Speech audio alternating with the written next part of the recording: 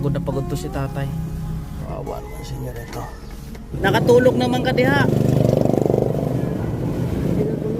Sakit ulo mo? Kamusta ang kita naton? May buga sa balay, sugandra ko lang. Upod, masakit, gagdag sa tampa. Pwede ka makagdo dito sa mo balay? Makagdo ta sa mo balay?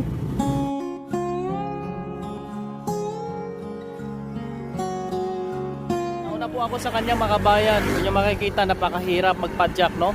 Napakalayo. Kanyang pinagmulan mula pa sa proper ng Sipalay papunta dito sa Purok Kamulayan, Barangay Mambaroto. Inyo makikita, nandyan na po siya mga kabayan. Grabe, no?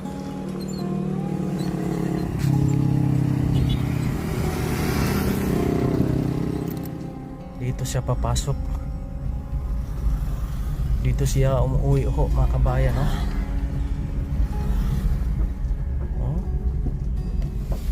Grabe.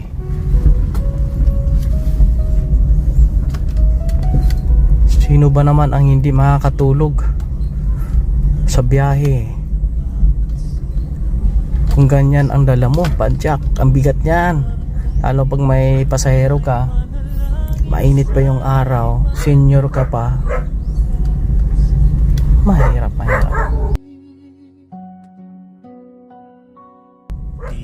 Mauna tayo. Mauna tayo sa kanya. Umulan pa po mga kabayan. Pinunta natin para alamin kung ano po ang status po nilang dalawa dito. Kamulayan, Barangay Mambaroto. Dito na tayo sa Kamulayan po mga kabayan. Ang subject po natin ay nakita na po natin. Ito yung bahay at yung senior na bumabiyahe ng padyak na daanan natin nakatulog dahil sa sobrang pagod po mga kabayan. Ito yung hanap buhay ng senior. Napakahirap magpadyak. Imagine mo yan, lalo pagka may pasahero ka, mabigat. At malayo ang Sipalay, proper, papunta dito sa kanyang inuwian mga kababayan. Saan ang bahay mo tay? Imo balay din? Balay ni mo? Ay, yung bahay daw niya na guba daw sa bagyo. Ito yung kanilang bahay na inuuwian. Ay, kanipaan pala ito mga kababayan. Itong tinutulugan nila.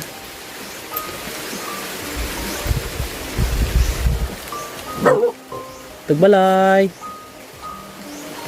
Oh my God. Nay. Ito lang balay ninyo? My God, ang bahay nila ganito. Lola. Mayang hapon. Kamusta po? Diyan, dira ka lang natulog? Masakit, nagagabis pa pag mga duha na kabulan. Ay, nahulog daw sa papag. Kaya nagkasakit si nanay. Sa din ba sa natulog? Dito sa nahulog? Nahulog, dire? Din sa nahulog? Di nadagdag? Dito ko ayog salin sa bagyo. Inyo manada ah? Nadagdag sa naninggit, nawag sa ako, kaya ito sa siyudad ko. Manaya ako ay. May mga anak ka tay? Anak?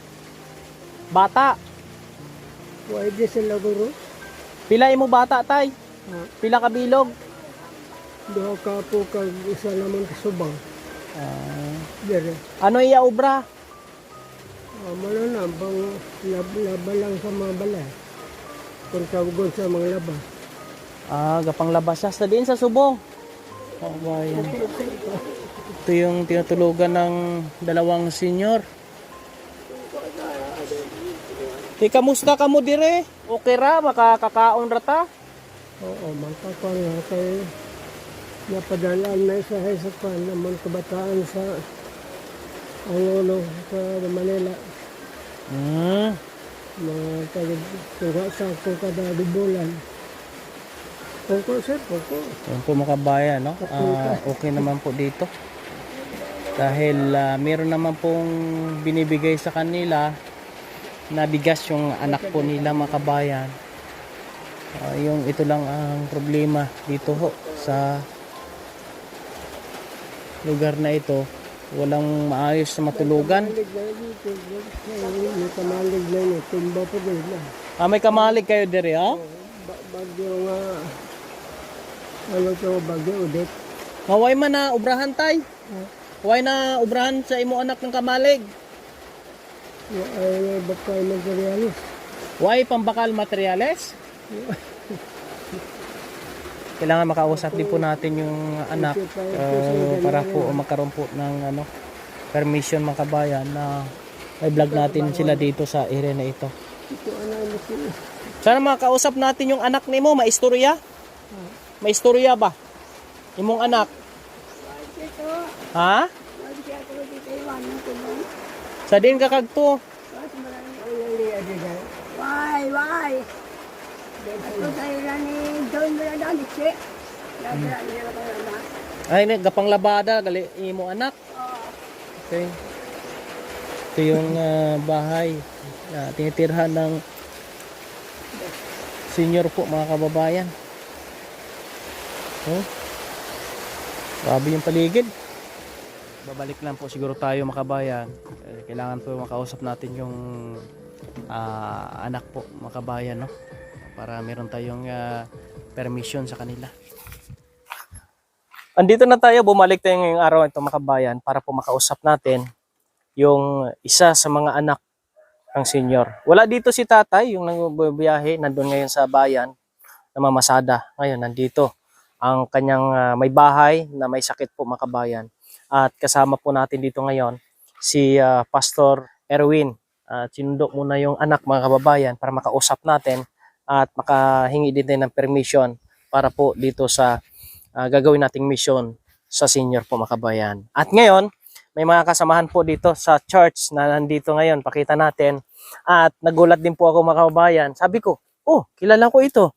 Kilala po yung isa sa mga anak ni Kuya Joel. Si LV. Nagulat ako mga kababayan. Ang laki ng pinagbago ni LV. Dalaga na. At nasa simbahan na po siya ngayon.